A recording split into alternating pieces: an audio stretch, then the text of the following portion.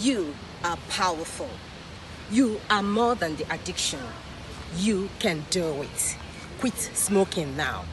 This is the message I bring our esteemed viewers on this week's edition of Environment Today. Do you know why? Tobacco, according to research, kills more than half of its users, and globally it kills more than 8 million people every year. This is why there is a global campaign to ensure a smoke-free environment. This and many other issues will occupy our attention on this week's edition of Environment Today. Now remember, what we do here is simple. We x-ray environmental and public health challenges that confront humans daily and also seek ways of addressing them. I remain your host, Nkoli Omodu. Stay with us as I bring you, as our custom is, environment news first. I will be right back.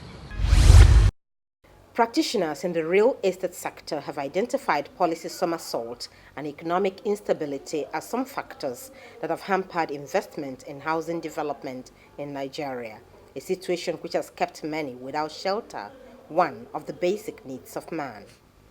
Those who spoke to Environment Today in Lagos also expressed worry over the lack of basic data for the country's housing requirements and the involvement of quacks in the real estate professional practice. Government at all levels have made policies that do not encourage investment in the real estate sector.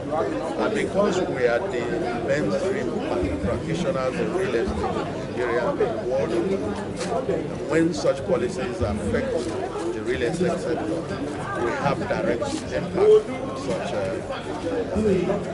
disadvantageous effect of government policy on the national economy. The other side has been the issue of people practicing what they did not, qualify to. To address these challenges, the real estate surveyors and valuers said government must depoliticize housing and allow those who have the technical know-how to administer housing to be part of the decision-making process. The issue of housing finance or funding of housing in Nigeria, we had the days of national development plans. I think we had about 4 national development plans. And the main thrust of those development plans had to deal with real estate. But it wasn't too long. The issue of national development plans were dropped. And people were totally dependent on whatever comes with the normal annual budget. And with such arrangement, it's so fluid that it cannot really address the needs for housing in Nigeria. They also want government to revisit the abandoned national development plans, which has real estate as its main thrust, in order to bridge the housing development gap in the country. The need for government to promote clean energy and establish an effective policy to regulate the release of pollutants into the atmosphere came to the fore at a scientific conference in Lagos, where stakeholders analyzed various environmental pollution, particularly air and noise pollution, and their health risks. More worrisome to experts who spoke to Environment Today is that these health risks are generally higher in developing countries like Nigeria, where poverty, lack of investment in modern technology, and weak environmental legislation hold sway. We have the issue of the air pollution, which is due to several causes which we all know.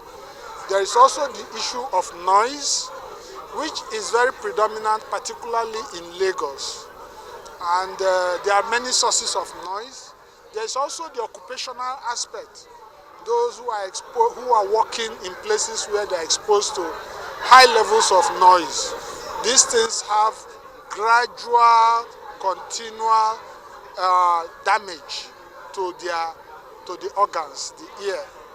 And in fact, most times it is after they have retired that they now begin to see the effect of this noise on their hearing. We need to set proper parameters and zoning and the setting up of the decibel for each zone and enforce it so that our people can live in peace. That is very crucial.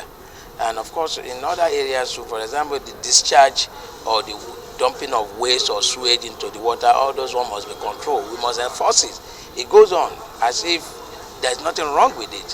Where government fails in its responsibility of reducing pollution, the experts urge the citizens to take their destiny in their hands by using protective devices like masks, nasal filters, and earplugs. The most important prevention is to reduce the pollution. And largely, that one is the job of government. But where that is not being done, then individuals have to do personal protection. We gave examples of masks, we gave the example of nasal filters, we gave examples of creams that can be put in the nose to filter out particles. Then for the air, we have air muffs, air plugs, a way of measuring the amount of noise level and making sure that one avoids such environment.